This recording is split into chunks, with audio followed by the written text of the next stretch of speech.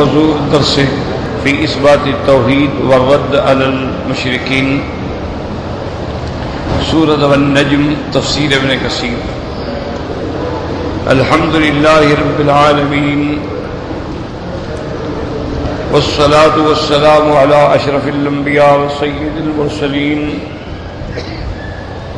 سيدنا محمد وعلى آله وأصحابه أجمعين.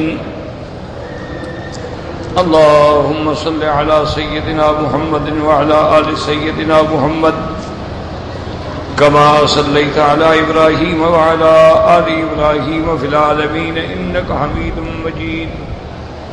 أعوذ بالله من الشيطان الرجيم. بسم الله الرحمن الرحيم.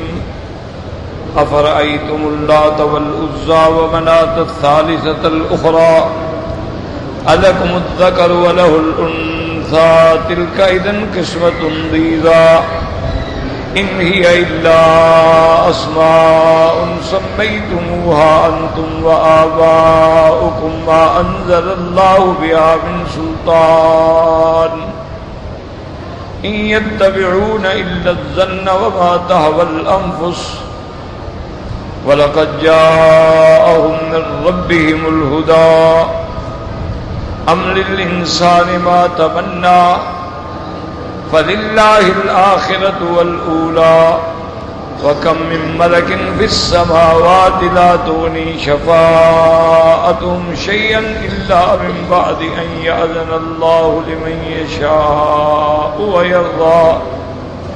قال المؤلف والمفسر رحمه الله تعالى أدام النفع بعلومه وعلومكم في الدارين آمين إلى أن قال يقول تعالى مقرئا للمشركين في عبادتهم الأصنام والأنداد والأوثان واتخاذهم لها البيوت مضاهاة للكعبة التي بناها خليل الرحمن عليه السلام.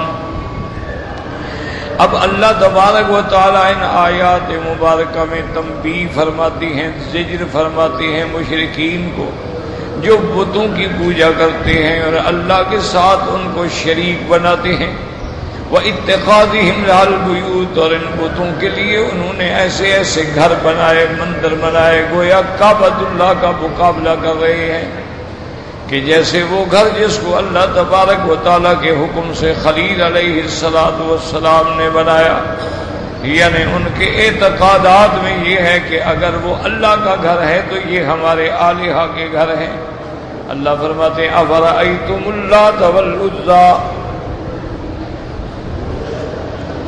وکانت اللات صخرة بیضاء منقوشة علیہا بیت بالطائف له استار وصدنة وحوله فناء معظم عند اہل الطائف. اب مفسر رحمۃ اللہ علیہ فرماتی ہیں کہ لات جو ہے ایک پتھر تھا اور اس کے اوپر نقش کیے گئے تھے، نقش نگاری کی تھی، اور یہ طائف کے اندر ایک گھر میں لہو استار، اس کے لیے باقاعدہ پردے کا انتظام، پردے رکھے گئے اور اس کے لیے مجاور اور پہرے دار رکھے گئے، اور اس کے ارد گرد میں ایک بہت بڑی جگہ اور بہت بڑی عمارت بنائی گئی. وَهُمْ ثَقِيفٌ وَمَن تَابَعَهَا اور لات کی عبادت کرنے والے قبیلہ بنو ثقیف اور ان کے جو ساتھ تھے يَفْتَخِرُونَ بِهَا عَلَىٰ مَنْ أَدَاهُم مِّنْ أَحْيَاءِ الْعَرَبِ بَعْدَ قُرَيْشٍ. اور بنو ثقیف جو تھے وہ اپنے اس خدا کی عبادت پہ ناز کرتے تھے تمام عرب پہ ما سوائے قریش کے.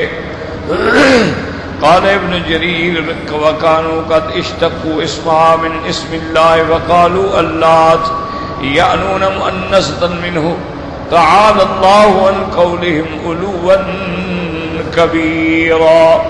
ابن جریر رحمۃ اللہ علیہ نے لکھا ہے کہ اصل میں لات جو ہے انہوں نے اللہ تبارک و تعالیٰ کے نام سے مشتق کیا، یعنی اللہ کی تانیث کے ساتھ یہ نام رکھ لیا اللات. تعالی اللہ عن قولہم علوا کبیرا. اللہ تبارک و تعالیٰ ان کے ان قول سے اس بات سے بلند و برتر ہیں. وحقا عن ابن عباس ومجاہد والربیع بن انس انہم کرو اللات یعنی بتشدید التاء وفسروه بانه كان رجلا يرد للحجيج فی الجاہلیت السویق.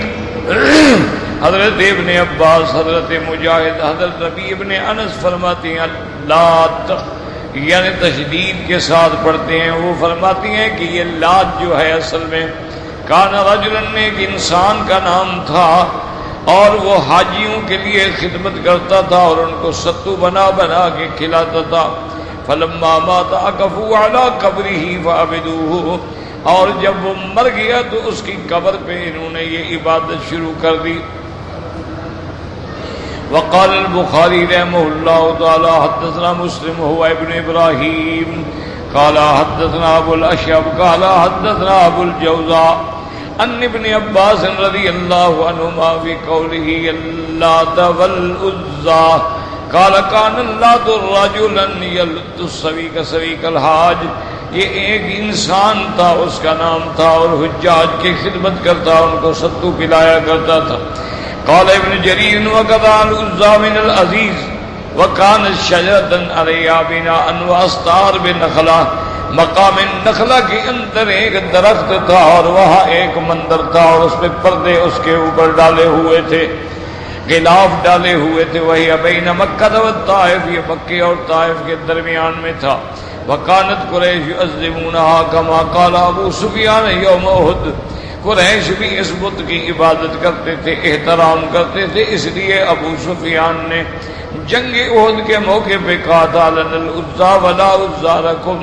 فقال رسول اللہ صلی اللہ علیہ وسلم قولوا اللہ مولانا ولا مولا لكم. فروى البخاری من حدیث الزہری عن حمید بن عبد الرحمن نبی ہریرہ رضی اللہ تعالی عنہ قال قال رسول اللہ صلی اللہ علیہ وسلم من حلف فقال في حلفه واللات والعزى فليقل لا الہ الا اللہ.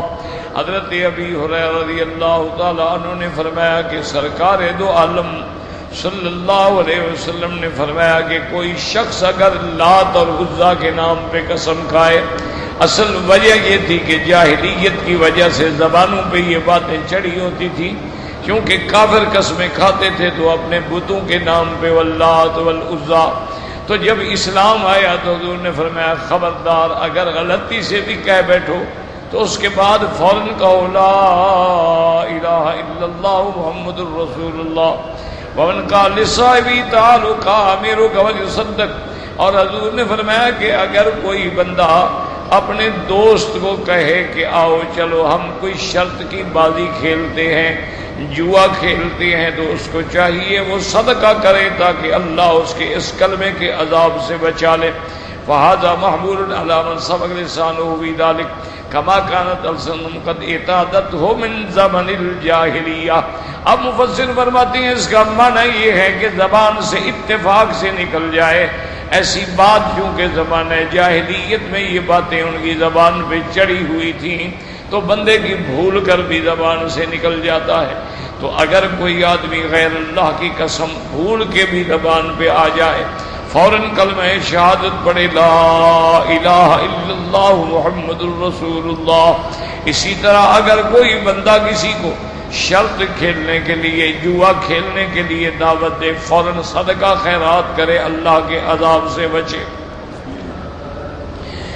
اب مفسر فرماتے ہیں خبرنا احمد بن بکار قال حدثنا عبد الحمید بن محمد قال حدثنا مخلد قال حدثنا یونس النبی قال حدثني مصعب بن سعد بن وقاص النبي قال حلفت بالله والعزى وقال لي اصحابي بئس ما قلت هجرا فأتيت رسول الله صلى الله عليه وسلم ذكرت ذلك له فقال قل لا إله إلا الله وحده لا شريك له له الملك وله الحمد وهو على كل شيء قدير وانفصل شمالك ثلاثا ونعوذ باللہ من الشیطان الرجیم ثم لا تعد. اس حدیث مبارک میں آتا ہے اور حضرت سعد بن ابی وقاص اپنے والد ابی وقاص سے روایت کرتے ہیں کہ ایک دفعہ میں نے قسم کھا لی باللہ حلفت باللات والعزیٰ، لات و عزیٰ کی قسم کھائی. فقال لی اصحابی، مجھے میرے ساتھیوں نے کہا بئس ما قلت، تم نے بڑا گندا لفظ زبان سے نکالا ہے. میں نے کہا اچھا ٹھہرو، حضور سے جا کے پوچھتے ہیں. فاتیت رسول اللہ صلی اللہ علیہ وسلم فذکرت ذلک لہ، فرماتی ہے میں حضور کی خدمت میں آیا اور آ کے عرض کیا کہ یا رسول اللہ صلی اللہ علیہ وسلم میری زبان سے یہ نکلا ہے واللات والعزیٰ. آپ نے فرمایا قل لا الہ الا اللہ، اس کا ازالہ کرو، فوراً کلمہ توحید کلمہ تمجید پڑھیں. لا الہ الا اللہ وحدہ لا شریک لہ لہ الملک و لہ الحمد وہو علی کل شیء قدیر. اور آپ نے فرمایا وانفس عن شمالک ثلاثا، اور 3 دفعہ بائیں طرف تھوک دو. ونعوذ باللہ من الشیطان الرجیم، یہ بھی پڑھو. ثم لا تعود، خبردار آئندہ یہ لفظ تمہاری زبان پہ نہ آئے. اب مفسر فرماتے ہیں اما منات جو تھا وکانت بالمشلل عند قدید بین مکہ والمدینہ. اب فرماتی ہیں وادی قدید کے قریب ایک جگہ مشلل ہے، یہ مکہ اور مدینہ منورہ کے درمیان میں ہے، وہاں ان کا یہ بت تھا، وہاں اس کا یہ مندر تھا. وکان الخزاعۃ والاوس والخزرج فی جاہلیتها يعظمونها ويحلون منها للحج الى الكعبہ. قبیلہ خزاع، قبیلہ اوس، قبیلہ خزرج جو تھے جاہلیت یا مانا اسلام لانے سے قبل اس کی بڑی تعظیم کرتے تھے، اور جب حج پہ آتے تھے تو اسی جگہ سے آ کے احرام باندھتے تھے، اسی جگہ سے تلبیہ کہتے تھے. وروى البخاری عن عائشہ نحوہ وقد كان بجزیرۃ العرب وغیرها تواغیت اخرى تعظمها العرب كتعظیم الکعبۃ. امام بخاری رحمت اللہ علیہ نے بی بی عائشہ کا قول نقل فرمایا ہے. بی بی عائشہ فرماتی ہیں کہ جزیرت العرب کے اندر بڑے بت رکھے ہوئے تھے، مختلف قبائل کے مختلف بت تھے، اور ان کی یہ بڑی احترام کرتے تھے. ان بتوں کے استان پہ، ان کے مندر پہ بڑے احترام سے جاتے تھے جیسے اللہ کے کعبے کی تعظیم کی جاتی ہے. غیر هذه الثلاثة التي نص عليها في كتابه العزيز وإنما أورد هذه بالذكر أنها أشهر من غيرها.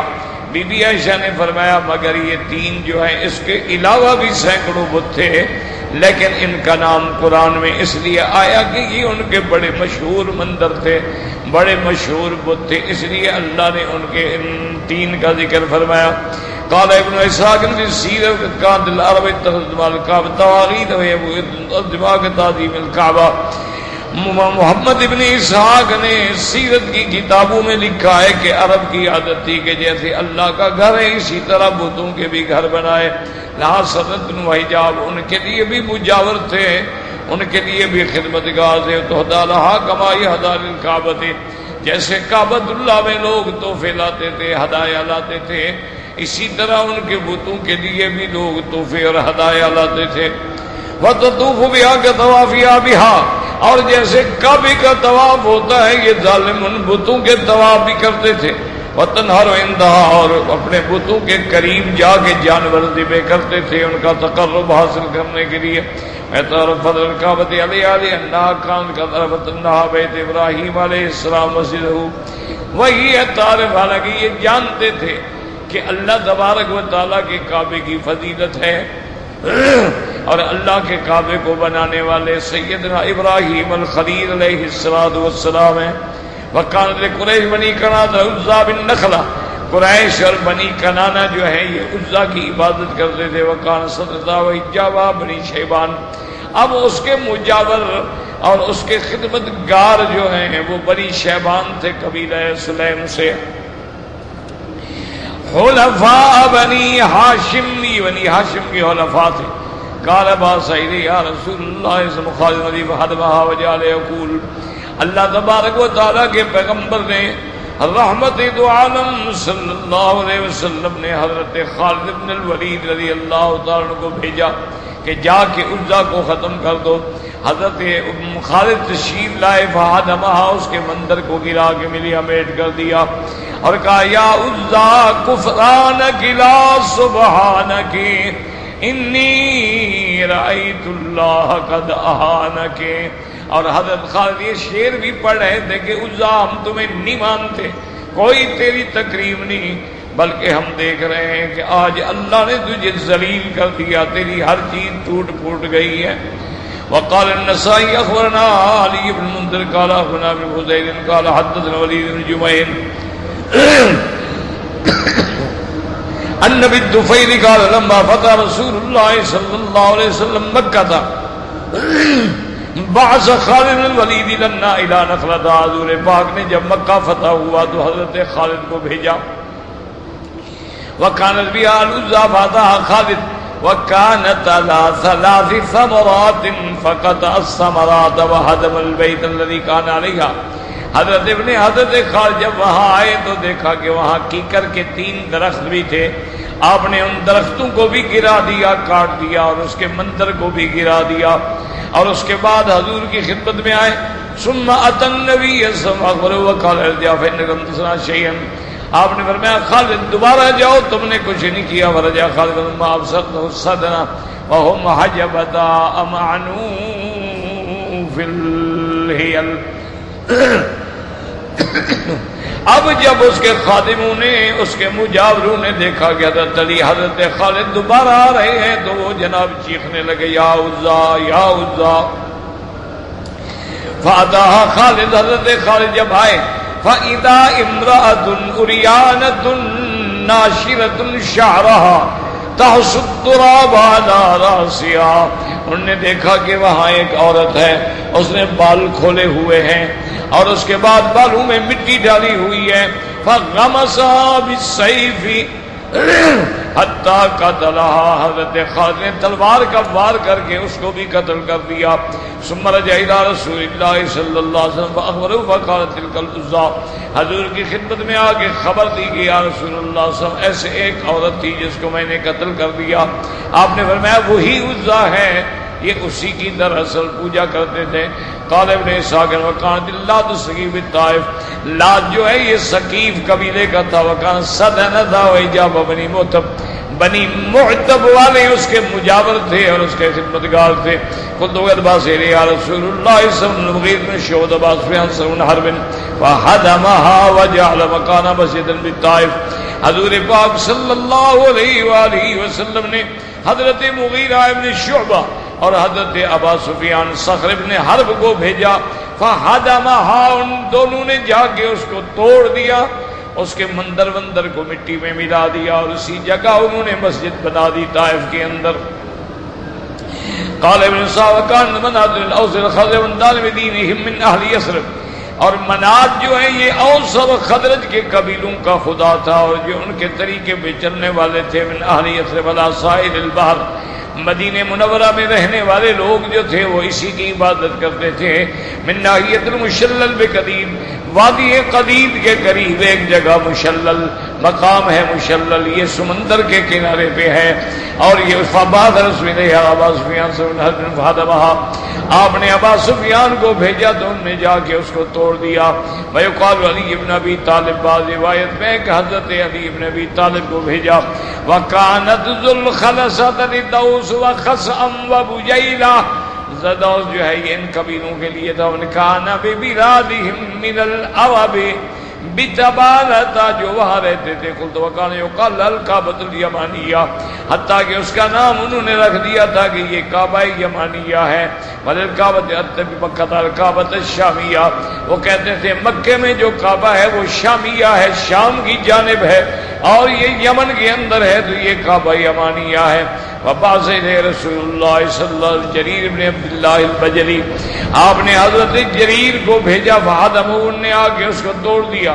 قال وكانت قیس لطی ومن یلیہا بجبل طیب نے طین بین سلمہ و اجا. فرماتی ہیں کہ قیس جو تھے وقالت قیس لطی، اور اس کے قبیلہ بنو طی کا، اور یہ جو تھے یہ سارے اس کی عبادت کرنے والے تھے. قال ابن حشام الحدثی بعد اہل سن باسی علی ابن ابی طالب آدم، آپ نے حضرت علی کو بھیجا، انہوں نے جا کے ان کو توڑ دیا. واصطفى منه سيفين دو تلواریں وہاں سے ملی تو وہ حضرت علی نے چن لی. ایک تلوار کا نام رسوب تھا اور ایک کا نام مخدم تھا. فَنَقَلَهُ إِيَّاهُمَا رَسُولُ اللَّهِ نَفَلَهُ يَنْصَرُهُ سَيْفَ عَلِيٍّ. وہ حضور کی خدمت میں لائے تو حضور نے حضرت علی کو دے دی. فرمایا یہ تمہارے لیے ہے. قال ابن اسحاق وكان لحمير واهل اليمن ببيت بصنعاء يقال له ريام. مؤرخ ابن ابی اسحاق نے لکھا ہے کہ قبیلہ حمیر اور اہل یمن کے لیے ایک گھر تھا صنعاء میں بنا ہوا, اس کا نام ریام رکھا تھا. ذکر انه كان به كلب اسود وان الحبرين اللذين ذهبا مع تبع استخرجاه وقتلاه وهدما البيت. وہ کہتے ہیں کہ وہاں ایک کتا بھی تھا اور وہ جو بڑے ان کے اس دور میں ہبر تھے جنہوں نے جا کے تبا کو مکے کا رستہ دکھلایا تھا, پھر ان کی قبروں سے نکالا گیا, ان کے قبروں کو توڑا گیا. وکان رضا بیتن لبنی ربیہ بین کعب الصادق رضا جو ہے یہ بنی ربیہ کے لیے تھا. ولها يقول المستوقف النبي ابن كعب الصادق حين حدث ولك طلع رضا وشدة وتركتها كفرا بقاء اسمها. وہ فرماتی ہیں میں نے بڑی سختی سے اس بت رضا کو توڑ ڈالا. قال ابن واساسین سنتن ابن اشام کہتے ہیں تقریباً 330 سال تک اس کی عبادت ہوتی رہی. ولقد سئمت من الحیات وطولها وعمرت من عدد السنين مئة حدتها بعدها 200 لي وعمرت من عدد الشهور سنين هل ما بقي إلا كما قد فاتنا يوم يمر وليلة تحدونا. قال كانت الركابات لبكر منتقل بن رياض بالسنداد. حضرت ابن صاحب کہتی ہیں کہ ذوالکعبات جو تھا یہ بنی بکر اور بنی تغلب کا لیے تھا. مولانا یقول عاشی بن قیس بن سلمہ بین الخورنک والصدیر وبارک والبیت ذوالکعبات من سندادی. ولہذا قال تبارک و تعالی افرأیتم اللات والعزى ومناة الثالثة الأخرى. اللہ نے کافروں کے بتوں کا ذکر کیا. اللہ نے فرمایا ظالموں یہی وہ تمہارے خدا ہیں, یہی تمہارے آلیہ ہیں جن کو تم نے اپنا معبود بنا رکھا ہے. بتلاؤ تو صحیح ان کے پلے میں ہے کیا. اتجعلون له ولدا وتجعلون ولده انثى وتختارون لأنفسكم الذكور فلو أقسمتم أنتم ومخلوق مثلكم هذه القسمة لكانت قسمة ضيزى أي جورا باطلة فكيف تقاسمون ربكم. اب مفسر فرماتے ہیں کہ معنی اس کا یہ ہے کہ کیا تم نے اللہ کے لیے بھی اولاد بنا ڈالی, اللہ کے لیے بھی بیٹیاں بنا ڈالی ہیں, اور تمہیں یہ شرم بھی نہ آیا کہ اپنے لیے لڑکے پسند کرتے ہو اور خدا کے لیے بیٹیاں پسند کرتے ہو. اللہ تبارک و تعالی نے فرمایا دل کا اذن قسمت ضیزی. مفسر کہتا ہے یعنی اگر دنیا کے اندر تم مخلوق آپس میں ایسی تقسیم کرو کہ تیرے لیے لڑکیاں اور میرے لیے لڑکے, تو یہ ظالمانہ تقسیم ہوگی. تو جب یہ تقسیم بندوں کو قبول نہیں ہے تو تم کیسے خدا کے لیے یہ تقسیم کر رہے ہو کہ اپنے لیے لڑکے چن رہے ہو اور اللہ کے لیے لڑکیاں چن رہے ہو. اس لیے ثم قال منکر علیہم وما ابتدأوا حدثوا من الكذب والافتراء والكفر بعد الاسلام وتسميتها آلهة.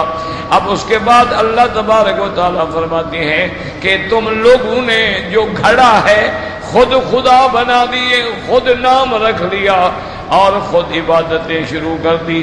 انہی الا اسماء سمیتموها انتم وآباؤکم, یہ تم لوگوں نے تمہارے ماں باپ نے نام رکھے ہوئے ہیں. من تلقاء انفسکم ما انزل اللہ بها من سلطان, اللہ کی طرف سے کوئی حجت, کوئی دلیل, کوئی بات نہیں. ان یتبعون الا الظن وما تهوى الانفس ليس مستند الا حسن ظنهم بآلهتهم الذين سرقوا هكذا المسك الباطل قبلهم والا حظ نفوسهم في رياست وتعظيم آبائهم الاقدمين.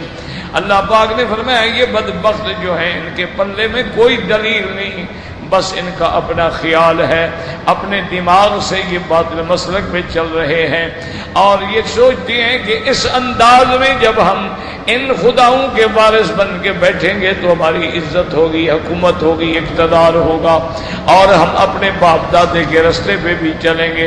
وَلَقَدْ جَاءَهُم مِّن رَّبِّهِمُ الْهُدَىٰ أي ولقد أرسل الله إليهم الرسل الحق المنير، رسل بالحق حق المنير والحجة القاطعة وما هذا ما اتبعوا من جاءوا به ولا ينقادوا له۔ اللہ نے فرمایا حالانکہ ان کے پاس ہدایت آ چکی، میں نے اپنا پیغمبر بھیجا، افضل الرسل بھیجا، حق کے ساتھ بھیجا، روشن شریعت کے ساتھ بھیجا، حجت قاطعہ بڑے خاص واضح بین دلائل کے ساتھ بھیجا، لیکن اس کے باوجود یہ بدبخت میرے پیغمبر کو چھوڑ کے بتوں کے پیچھے لگ پڑے ہیں۔ ثم قال تبارک و تعالی ام للانسان ما تمنا اے لیس کل من تمنا خیرا حصل له، یعنی جو کچھ بندہ تمنا کرے یہ تو نہیں کہ ان کو مل جائے، یہ ضروری نہیں ہوتا۔ لیس بمانیکم ولا مانی اہل الکتاب ما کل من ضامن محتج یکون کما قال ولا کل من ود شیئا یصل له، یہ تمہارے ہاتھ میں نہیں کہ ہر بندہ جو چاہے جس سے محبت کرے وہ مل جائے، سب چیزیں اللہ کے ہاتھ میں ہیں۔ قال الامام احمد حدثنا اسحاق قال حدثنا ابو عوانة عن عمر بن سرنبی النبی رضی اللہ تعالی عنہ قال قال رسول اللہ اذا تمنى احدكم فلينظر ماذا يتمنى۔ اس حدیث میں حضور نے فرمایا کہ جب تم تمنا کرتے ہو سوچا بھی کرو کہ کیا مانگ رہے ہو، کیا تمنا کر رہے ہو، اور اس کے بعد آپ نے فرمایا قل فإنه لا يدري ما يكتب له من أمنيته وتفرد به امام احمد، کیونکہ وہ یہ نہیں جانتا کہ کون سی اللہ اس کی امید پوری کریں گے اور کون سی پوری نہیں کریں گے۔ فللہ الآخرۃ الأولى انما الامر كله للہ مالک الدنیا والآخرہ، تمام معاملہ اللہ کے ہاتھ میں ہے، دنیا اور آخرت کا وہی مالک ہے۔ والمستقر فی الدنیا والآخرۃ ما شاء کان وما لم یشاء لم یکن، اسی کی ذات ہے جو چاہے وہ ہوگا اور جو نہ چاہے وہ نہیں ہوگا۔ وقولہ تبارک و تعالی وکم من ملک فی السماوات لا تغنی شفاعتهم شیئا الا من بعد ان یأذن اللہ لمن یشاء ویرضی کقولہ من ذا الذی یشفع عنده الا بإذنہ، اور وقولی ولا تنفع الشفاعة عنده الا لمن أذن له فإذا كان هذا في الملائكة المقربين وكيف ترجون أيها الجاهل شفاعة هذا الساعة والأنداد عند الله۔ جب اللہ کی دربار میں اللہ کے حکم کے بغیر کوئی فرشتہ بھی پر نہیں مار سکتا ہے، تو تم نے ان بتوں سے کیسے امیدیں لگا رکھی ہیں کہ یہ ہماری سفارش کریں گے؟ وَهُوَ تَعَالَى الْمِشَّى عِبَادَتَهَا وَلَا أَذِنَ فِيهَا، اللہ نے نہ ان کی عبادت کی اجازت دی اور نہ یہ اللہ کے حکم سے شروع ہوئے، بلکہ بلکہ اللہ نے تمام پیغمبروں کے ذریعے اس بت پرستی کی تردید کی، اس کی توہین کی، اور صراط مستقیم کے لیے اللہ تبارک و تعالی نے تمہارے لیے راستہ کھولا ہے۔ واللہ تعالی عالم۔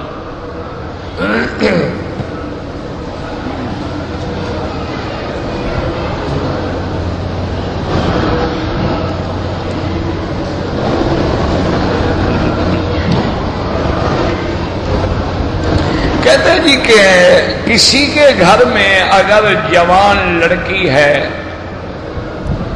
اس کا رشتہ نہیں ہوا، تو وہ لڑکی کا والد جو ہے مسجد میں امام بن سکتا ہے؟ کیوں نہیں بن سکتا؟ اس کا کیا گناہ ہے بھائی؟ کئی رشتے نہیں ہوتے۔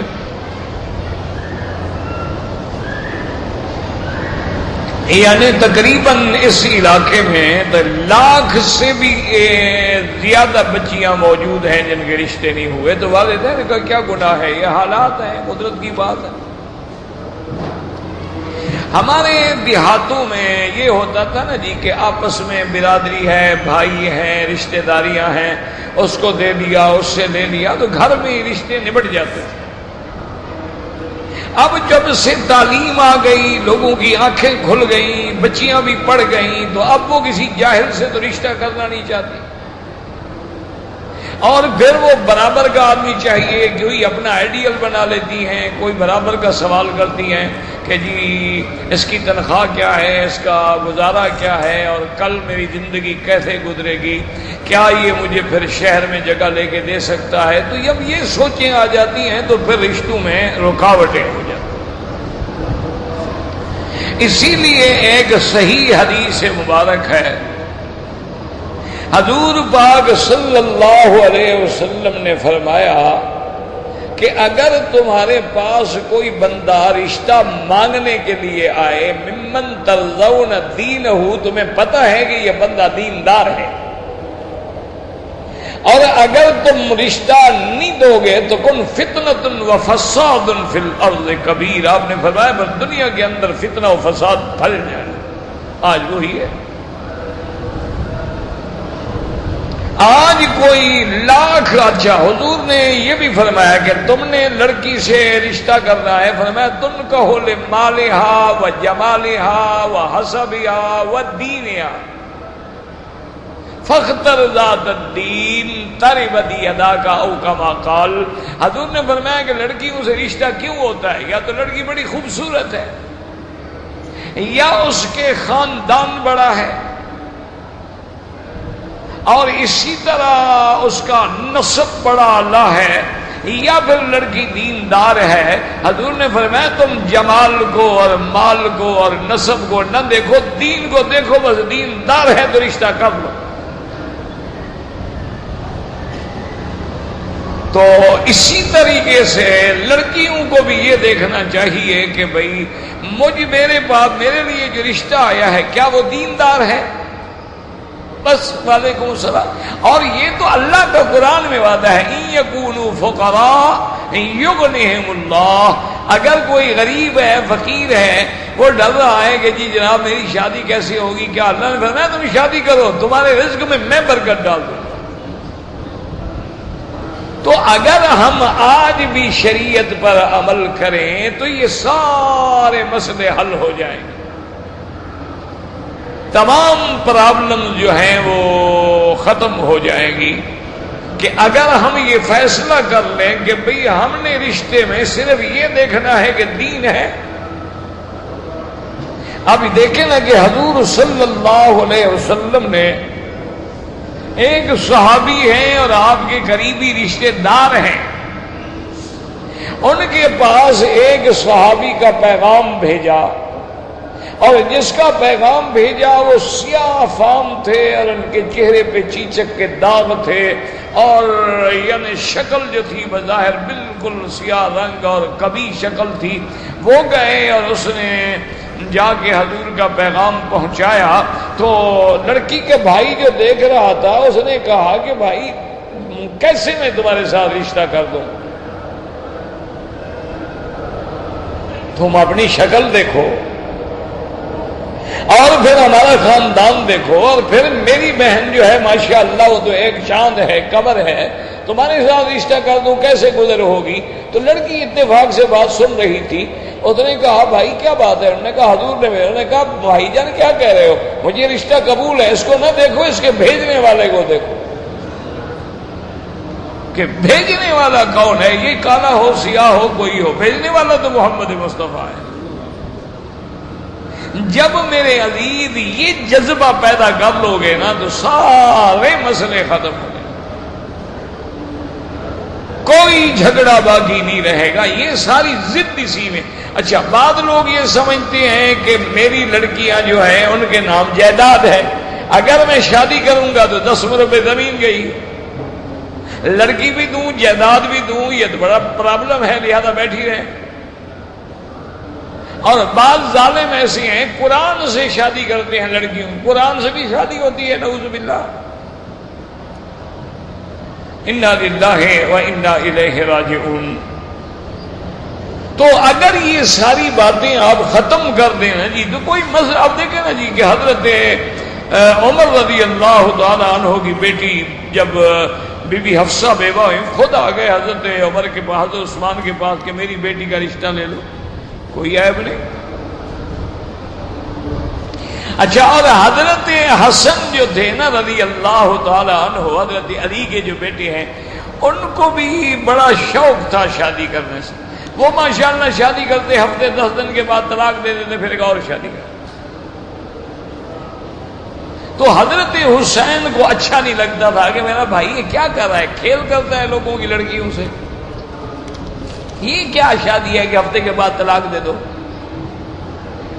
انہوں نے لوگوں کے گھر میں جا کے، حضرت حسین نے لوگوں کے گھر میں گئے کہ میرا بھائی رشتہ مانگے تو کبھی نہ دینا۔ انہوں نے کہا کیا تم لوگوں نے بھی کیا تماشا بنا رکھا ہے، مت دو رشتہ۔ انہوں نے کہا حسین کیا کہہ رہے ہو، اگر وہ 1 گھنٹے کے بعد بھی طلاق دے دے تو ہم رشتہ دے دیں گے، کیوں؟ ایک دفعہ نکاح ہونے سے ہم حضور کے خاندان میں تو شریک ہو گئے نا، ہمیں کیا ہے۔ تو بعض مورخین نے اس کی وجوہات لکھی ہیں، بہرحال اللہ عالم کس حد تک صحیح ہے، کیونکہ یہ ہماری شیعہ برادری جو ہے نا، یہ عجیب قوم ہے، یہ جھوٹ بولنے میں حضرت حسن میں بھی جھوٹ بولتے ہیں۔ اس کی وجہ ہے کہ حضرت حسن کی صلح ہو گئی تھی نا حضرت معاویہ سے، یہ حضرت حسن پہ ناراض ہیں اس لیے۔ اچھا، اسی طرح حضرت علی کی اولاد میں حسن حسین کا نام لیں گے، ام کلثوم کا نام کبھی نہیں لیں گے، حالانکہ جیسے حسن حسین بی بی فاطمہ کے بطن سے ہیں، بی بی فاطمہ الزہرا کے بطن سے بی بی ام کلثوم بھی ہے، اس کا نام نہیں لیتے، کیوں؟ اس کا نکاح ہوا تھا حضرت عمر سے، اس کا نام لے تو عمر کو داماد ماننا پڑے گا۔ یہ عجیب قوم ہے، ایسے ایسے غصے میں آ جاتے ہیں نا تو پھر حضرت حسن کو ہی رگڑ دیتے ہیں، اور ماننے پہ آ جائیں تو حضرت علی کو خدا بنا دیتے ہیں، انبیاء سے بھی بڑھا دیتے ہیں۔ تو بہرحال میرے عزیز، یہ مشکلات، یہ کوئی مسئلہ نہیں کسی آدمی کے گھر میں لڑکی بیٹھی حج پہ نہ جائے، آدمی کے گھر میں لڑکی بیٹھی ہو نماز نہ پڑھے، یہ کیا جاہلوں کی باتیں۔ حج ایک فرض ہے، آپ حج کریں، لڑکی کا نصیب ہے، خدا نہ کرے رشتہ نہ ہو، حج بھی ختم۔ اگر ایک عالم ہے مولوی، اور آج میں یقین کرو کہ اگر آج جتنا مشکلات میں دیندار طبقہ ہے نا، اتنا مشکلات میں کوئی نہیں ہے، جن کے گھر میں دین ہے، نماز ہے، روزہ ہے، پردہ ہے، حیا ہے، وہ کوئی لڑکی لینا نہیں چاہتا۔ جہاں ڈانس ہے، جہاں فیشن ہے، میک اپ ہے، جین اور شرٹ پہن کے جناب سینہ نکال کے باہر نکلتی ہے، اس کے لیے 200 کا حق ہے۔ انا للہ و انا الیہ راجعون، اللہ کی مرضی ہے، اور یہ علامت قیامت میں ہے کہ ہم نے برائی کو اچھائی بنا لیا اور اچھائی کو برائی بنا لیا۔ کاد ان یکون المعروف منکرا والمنکر معروفا، کہ معروف کو منکر بنا دیتے ہیں اور منکر کو معروف بنا دیتے ہیں۔ تو آج سب سے بڑی مشکلات شریف لوگ ہیں۔ لیکن میرا ایک مشورہ ہے، اگر مان لیں تو شاید آسانی ہو جائے۔ میں نے کچھ لوگوں کو مشورہ دیا تو انہوں نے عمل کیا تو الحمدللہ مسائل حل ہو گئے۔ میں نے اس سے پوچھا کہ بھئی تمہارے علاقے میں کوئی دینی مدرسہ ہے؟ اس نے کہا جی ہاں ماشاءاللہ مدرسہ ہے، دورہ حدیث تک کتابیں پڑھائی جاتی ہیں۔ میں نے کہا تم اس مدرسے کے محتمم کے پاس جاؤ، ان سے کہو کہ میری لڑکی جوان ہے، یہ عمر ہے، تم اپنے طلباء میں سے، مجھے کوئی دولت نہیں چاہیے، جو لڑکا ذہین ہے، شریف ہے، علم پڑھ رہا ہے، قابل اعتماد ہے، میری لڑکی کا رشتہ کرو، مجھے کچھ نہیں چاہیے۔ او جناب گئے، الحمدللہ اللہ نے دنوں کے اندر کئی رشتے ہو گئے، ماشاءاللہ اپنے اپنے گھروں میں آباد ہیں۔ اور نے کہا نہ تو میں اس سے کچھ مانگتا ہوں، بلکہ اگر یہ غریب ہے اور میرے پاس طاقت ہے، میں اس کو گھر بھی بنا کے دینے کے لیے تیار۔ اچھا فائدہ یہ ہوا کہ ماشاءاللہ اب چونکہ لڑکا دین والا ہے، اچھا تو اگر تمہارا داماد خدا سے بھی نہ ڈرتا ہو، نماز بھی نہ پڑھتا ہو، تو تمہاری لڑکی کا خیال یہ کیا کرے گا؟ جس کو اللہ کا حیا نہیں، نبی کا حیا نہیں، تیری لڑکی کا حیا کرے گا؟ جو اللہ کا منکر ہے، خدا کا منکر ہے، رسول کا منکر ہے، نہ نماز ہے، نہ روزہ ہے، نہ حج ہے، نہ زکوٰۃ ہے، دین کو مذاق سمجھتا ہے، اس کی رات کلب میں گزرتی ہے، اس کی رات ڈانسنگ فلور پہ گزرتی ہے، اس کی محفلوں میں شرابیں چلتی ہیں، وہ تمہاری لڑکی کے ساتھ یہ دیانتدار رہے گا؟ لڑکی گھر پڑی ہوگی اور وہ کسی اور عورت کی بغل میں پڑا ہو۔ یہ غدار ہوتے ہیں۔ جو اللہ کا غدار ہے وہ تمہارا کیسے وفادار ہے؟ آج بدقسمتی یہ ہے کہ ہم نے مل میں ملازم رکھنا ہو، دکان پہ رکھنا ہو، فیکٹری پہ رکھنا ہو، ہم سرٹیفکیٹ مانگتے ہیں، تعلیم کیا ہے، پہلے کام کہاں کیا، تجربہ کتنا، یہ کبھی نہیں پوچھتے کہ جناب نماز بھی پڑھتے ہو، یہ نہیں پوچھتے۔ اور جو خدا کا غدار ہے وہ تیرا کبھی وفادار نہیں ہو سکتا۔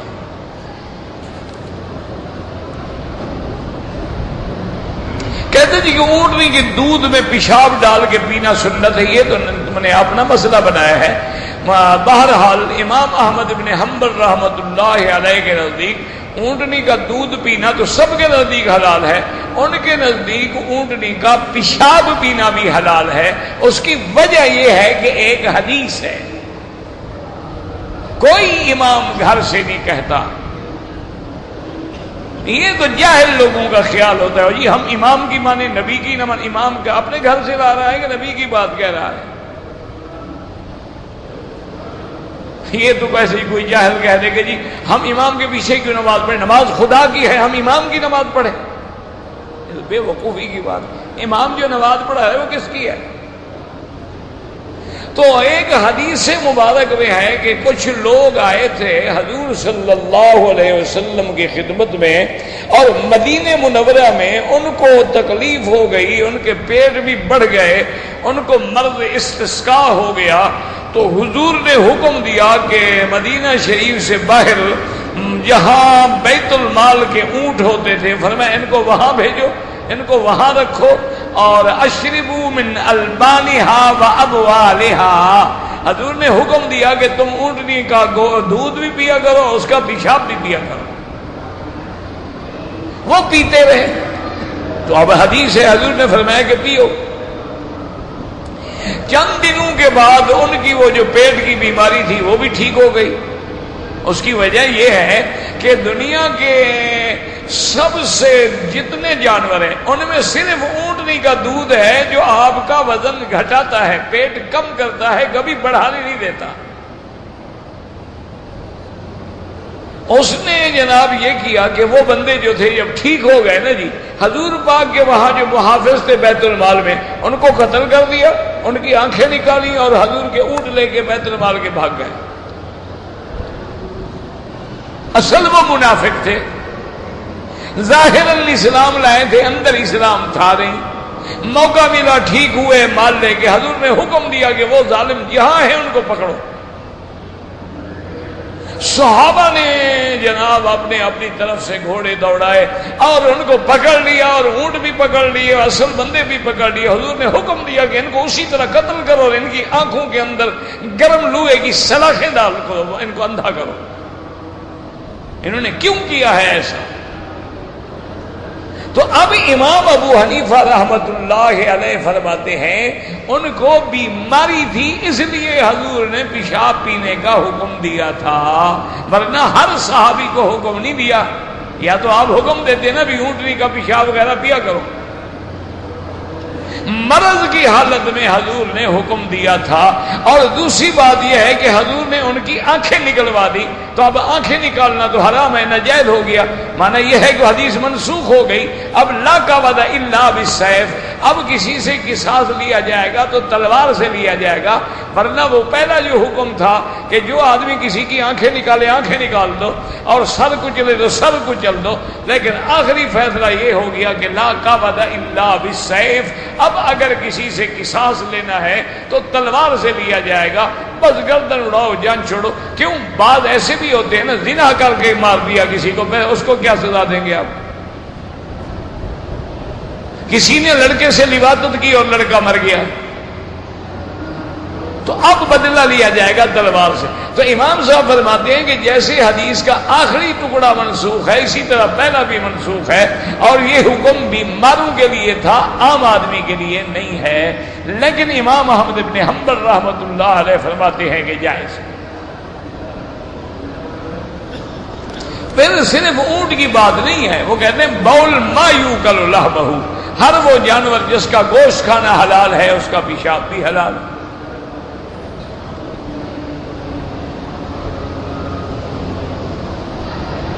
حاجی بلڈنگیں دینے میں جو دلالی کرتے ہیں بالکل ناجائز ہے۔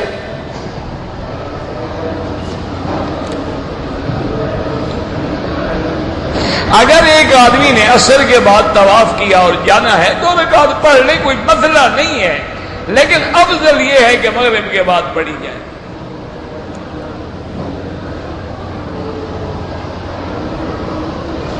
اگر حج کے ایام میں عورت نے طواف زیارت نہیں کیا، اس کا حج بھی نہیں ہوگا اور خاوند پہ بھی حلال نہیں ہوگی جب تک آگے طواف نہ کرے۔ اس کو چاہیے کہ فوراً واپس آئے، عمرہ کرے، طواف زیارت ادا کرے، اور ایک اونٹ یا ایک گائے یا ایک بھینس یعنی بڑا جانور جو ہے وہ ذبح کرے۔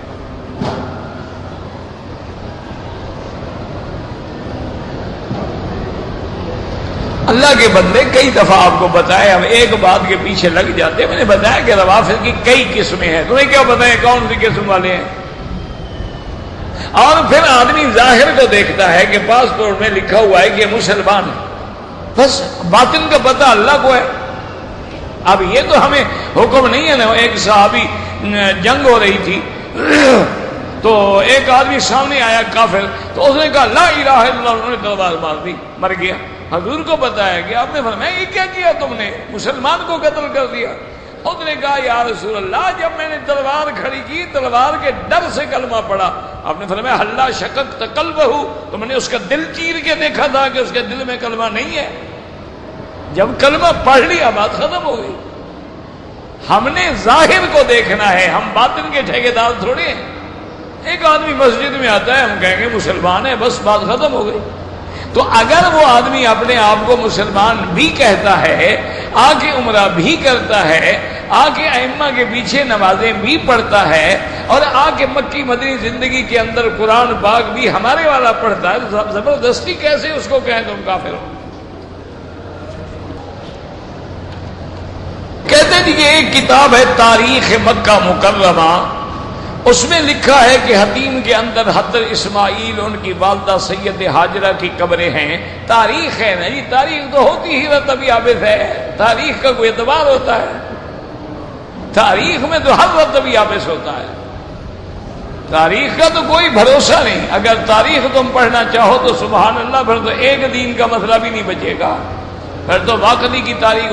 اچھا، اور یہ بھی یاد رکھو، جو تاریخ سب سے پہلے لکھنے والے لوگ ہیں وہ سارے شیعہ ہیں۔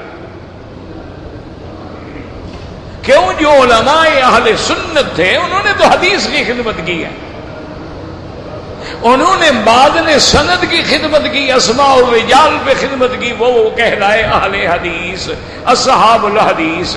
اور جنہوں نے حضور کے فرمان متن پہ خدمت کی وہ کہلائے فقہا۔ انہوں نے تو تاریخ میں نظر ہی نہیں ڈالی، انہوں نے کہا اس کی محنت کرنے کی کیا ضرورت ہے، ہم حدیث میں محنت کریں۔ تو تاریخ کا کام بدقسمتی سے ان لوگوں نے کیا تھا جو خود عقیدے میں صحیح نہیں تھے، اور چونکہ عقیدے میں صحیح نہیں تھے ان کو جو بھی ملتا گیا نا، وہ ہوتے ہیں حاتم لیل۔ عربی مثال دیتے ہیں لوگ کہ حاتم لیل، رات کی لکڑیاں چننے والا۔ اب لکڑی ہاتھ میں آ گئی، کبھی سانپ بھی ہاتھ میں آ گیا، کبھی کو بلی بھی ہاتھ میں آ گئی، کبھی کچھ ہاتھ میں آ گئی، جو ہاتھ میں آ گیا بس۔ تاریخ والے کا یہ حال ہوتا ہے۔ تاریخ پڑھو تو سبحان اللہ کہتے ہیں جی حضرت حسین کو جب شمر شہید کر رہا تھا، اتنے دفعہ تلوار ادھر گئی، پھر اتنے دفعہ تلوار ادھر آئی، پھر اس نے سر کاٹا، سر کو سانگ پہ چڑھایا۔ حضرت حسین قرآن پڑھ رہا تھا۔ یہ کون سا ظالم راوی تھا جو اس وقت تلوار گن رہا تھا، کتنے دفعہ آگے جا رہا؟ ایسے راوی کی روایت بھی قبول ہوتی ہے جو حضرت حسین کو شہید ہوتا ہوا دیکھ رہا ہے اور بے ایمان خود شہید نہیں ہوتا۔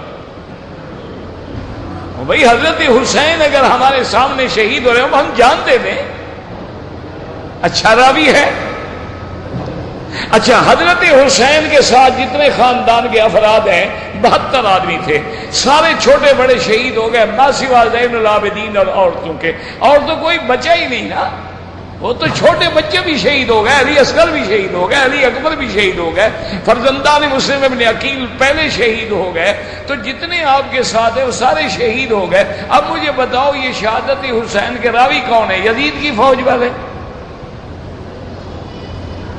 حضرت حسین والا تو کوئی ہے نہیں۔ حضرت زین العابدین بیمار ہیں، باقی عورتیں ہیں، تو روایت کس نے کی آپ کو؟ یہ تاریخی قصوں میں نہ رہا کریں، یاد رکھو حضور نے حکم دیا ہے کہ قبر پہ چلنا حرام ہے، قبر پہ پاؤں رکھنا حرام ہے، قبر پہ ٹیک لگانا حرام ہے، قبر کو سامنے رکھ کے نماز پڑھنا حرام ہے۔ اگر یہاں قبریں تھیں تو حضور نے حکم دیا کہ اوپر چلتے رہو، پھرتے رہو، نمازیں پڑھتے رہو۔ عجیب بات ہے۔ اور پھر حتیم کا یہ حصہ کعبے کے اندر کا حصہ ہے، معنی یہ ہے کہ قبریں کعبے کے اندر بھی قبریں ہیں جو طواف کریں، ماشاءاللہ ہم یعنی یہاں بھی قبروں کا طواف کریں، وہاں بھی مولوی صاحب اچھا مسئلہ نکلا ہے تم سے۔ انا للہ و انا الیہ راجعون۔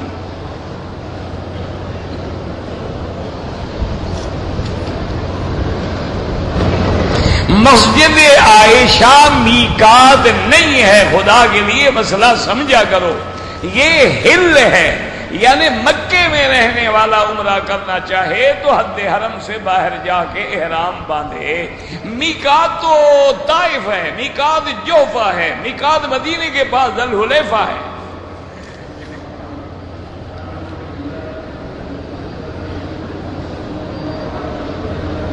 کہتے جی کہ میرے کچھ رشتہ دار ہیں، سامنے تو مجھے اچھی طرح ملتے ہیں، میرے پس پشت باتیں کرتے ہیں، اللہ سے دعا کرو تمہارا بھلا ہے، وہ غیبت کریں گے، ان کے گناہ بڑھتے جائیں گے، تیرے گناہ گرتے جائیں گے، تمہیں گھاٹا کیا ہے بھائی؟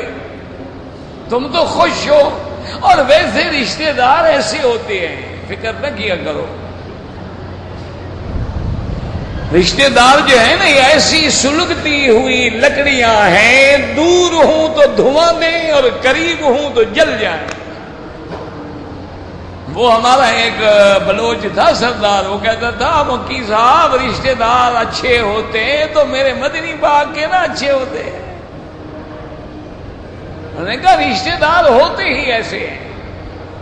اور ویسے بھی عربوں میں محاورہ ہے اقرب، اگر اقرب الف سے لکھو گے رشتہ دار، عین سے لکھو گے تو بچھو بن جائے گا، اقرب، اقارب یا اقارب۔ بہرحال دعا کرو اللہ ان کو بھی ہدایت دے، اللہ تمہیں بھی ہدایت دے۔ تمہاری بھی کوئی کمی ہوگی میرا بھائی، تالی ایسے نہیں بجتی جب تک دوسرا ہاتھ بھی نہ ہو۔ آپ کی محترم کا والد صاحب کا مولانا خیر محمد صاحب تھا، میری والدہ بیمار ہیں، اللہ شفا عطا فرمائے۔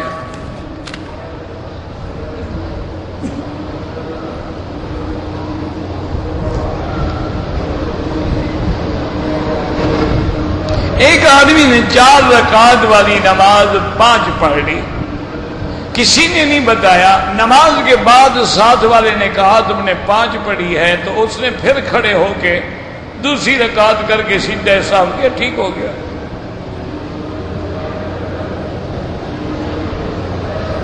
اگر ایک آدمی نے جوال میں قرآن شریف فیڈ کیا ہے، اس کو لے کر کبھی بھی حمام میں نہ جائیں۔ حضور میرے مدنی سرکار صلی اللہ علیہ وسلم، آپ کی انگوٹھی پہ لکھا تھا محمد رسول اللہ، یہ لکھا ہوا تھا، تو حضور جب حمام جاتے تو انگوٹھی باہر رکھ کے جاتے۔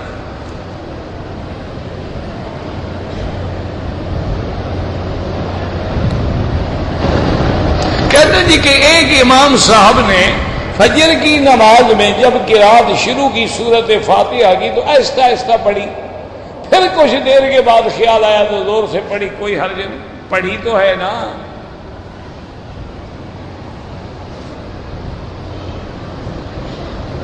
اگر عصر کے بعد طواف کریں تو افضل یہ ہے احناف کے نزدیک کہ مغرب کے بعد نماز پڑھیں، چونکہ ایک حدیث میں حضور نے منع فرمایا ہے کہ عصر کے بعد کوئی نماز نہیں جب تک سورج نہ ڈوبے۔ باقی ائمہ فرماتے ہیں پڑھ سکتا ہے، لہذا کوئی مجبوری ہو تو پڑھ لیا کرو، اگر رہنا ہے مکے میں مغرب کے بعد پڑھو۔ طواف کے دوران اگر حتیم کے اندر سے گزرے وہ چکر شمار نہیں ہوگا۔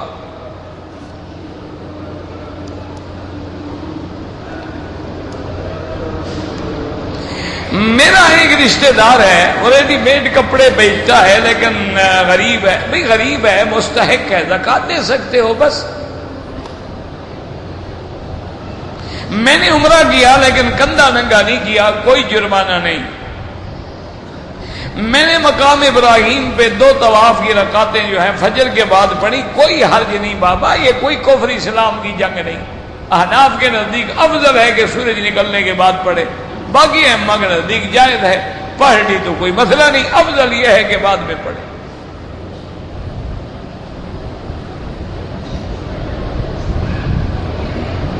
کہتے جی کہ یہ جو شیعہ نوحہ پڑھتے ہیں، تم جانو جا کے یاد کرو سنو۔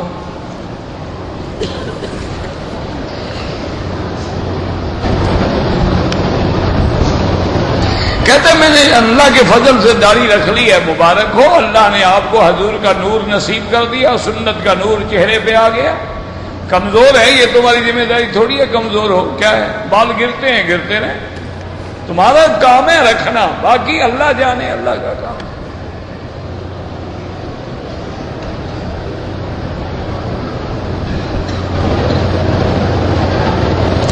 اگر آپ کے پیشاب کے قطرے جو ہیں وہ قابو نہیں رہتے ہیں تو کوئی مسئلہ نہیں، ایک تو آپ انڈر ویئر رکھیں، دوسرا یہ ہے کہ ہر نماز کے لیے نیا وضو کریں۔ کیا مانا، مغرب کو جو وضو تم نے کیا ہے اب وہی وضو عشاء تک کافی ہے، طواف کرتے رہو، نفل پڑھو، نماز پڑھو، جو کچھ کرو، پھر جب عشاء کا وقت ہے تو دوبارہ جا کے وضو کرو اور انڈر ویئر کو دھو لیا۔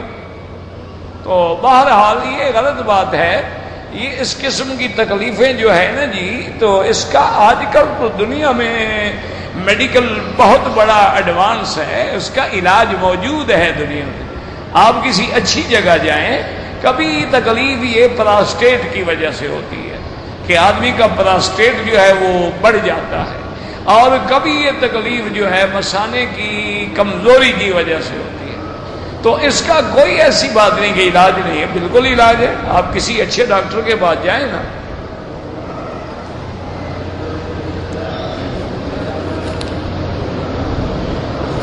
طواف کے دوران میں ہر چکر میں استلام کرے، ٹھیک ہے، نہیں کیا تو کوئی بات نہیں، شروع میں کرے آخر میں کرے تب بھی طواف ہو گیا۔ ہر طواف کے بعد 2 رکعت لازمی ہے، نمازی کے آگے نہ گزرا کریں۔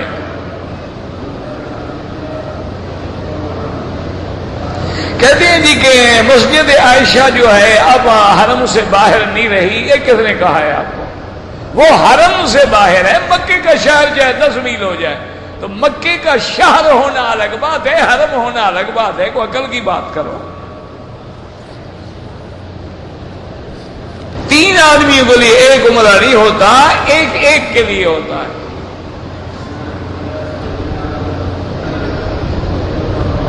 اذان کے بعد نماز سے پہلے سنت پڑھتے ہیں، ٹھیک ہے،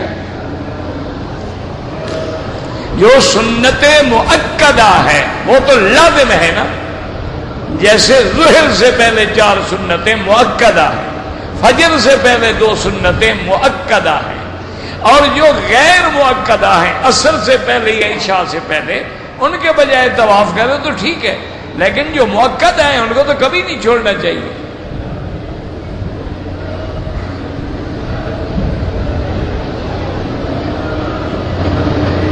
مسجد جو چھوٹی بنی ہوئی ہے اس کو ختم نہ کرو، اس کو رہنے دو اور کبھی کبھی وہاں جا کے نماز پڑھ لیا کرو۔